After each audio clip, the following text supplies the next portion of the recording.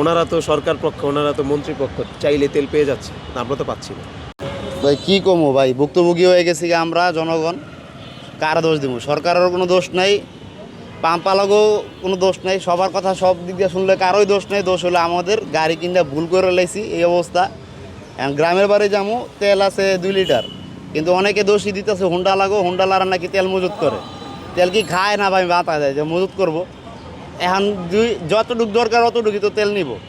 এখন তেল লাগবো, এখন আমার বাড়িতে যাইতে হলে খুলনা লাগবে আমার ফুল ট্যাঙ্কি মিনিমাম। রাস্তায় তো আমার জায়গা থামার কোনো দরকার নাই।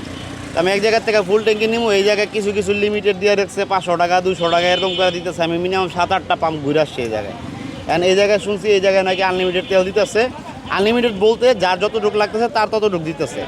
প্রত্যেকটা পাম্পেরই খুব বাজে অবস্থা। দেখা গেছে আমি মাত্র আপনার গুলশান থেকে আসলাম, প্রত্যেকটা পাম্পেই দেখা গেছে 300-400 বাইক পেছনে। আর আপনার তেল নিতে গেলেও ওই আগের মতোই সংকট। কোনো মানে যে বলতেছে যে দেশের একটা পরিস্থিতি যে তেলের কোনো সংকট নেই, আসলে ব্যাপারটা এরকম না। দেখা গেছে যে আপনার 5টা পাম্প থাকলে 2টা বন্ধ 3টা ওপেন, প্রেশারটা এইভাবেই পড়তেছে পর্যায়ক্রমে।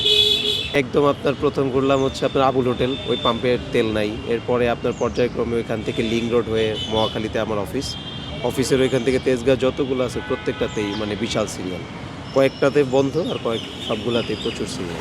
করতে করতে আবার পাম্প ঘুরতে ঘুরতে তেল শেষ, ব্যাপারটা এরকমই হয়। এই গরমে আরাম নিয়ে হবে না হাহুতাশ, ঘুরলে পরে ওয়ালটন ফ্যান বাতাস আর বাতাস। আবার সিরিয়াল নিয়ে যায়, আবার পেছনে 1-1.5 ঘন্টা ওয়েট করে আবার সিরিয়াল নিয়ে তেল নিতে হয়। পরিস্থিতি এরকম প্যান্ডামিক একটা সিচুয়েশন চলতেছে। এখন বলতেছে পর্যায়ক্রমে তেল আছে, কিন্তু আসলে আমরা তো পাচ্ছি না।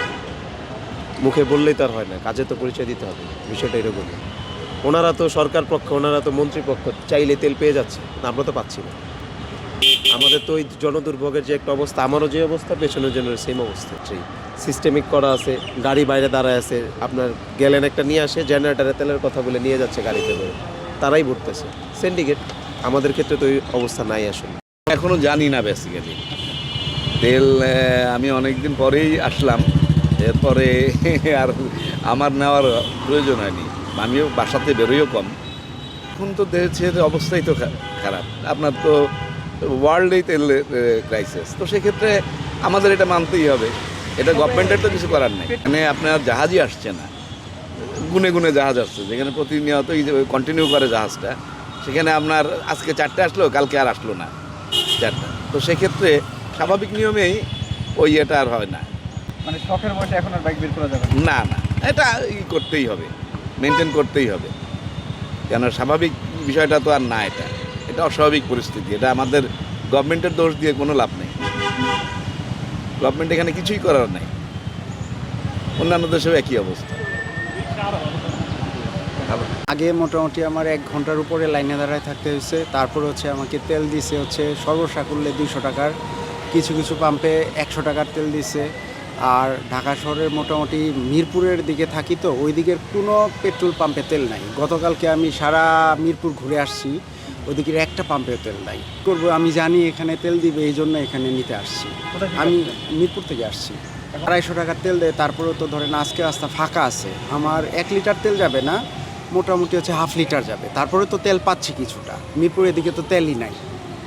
এখন শুধু খুব আর্জেন্ট প্রয়োজন হইলে আমি আজকে বাইকে তেল নিব, তেল নিয়ে বাসায় রেখে দিব। আগামী কয়েকদিন আমি মেট্রোতে যাতায়াত করব। যখন আমি দেখব যে আমার বাইক ছাড়া চলছে না, তখন আমি বাইক বের করব।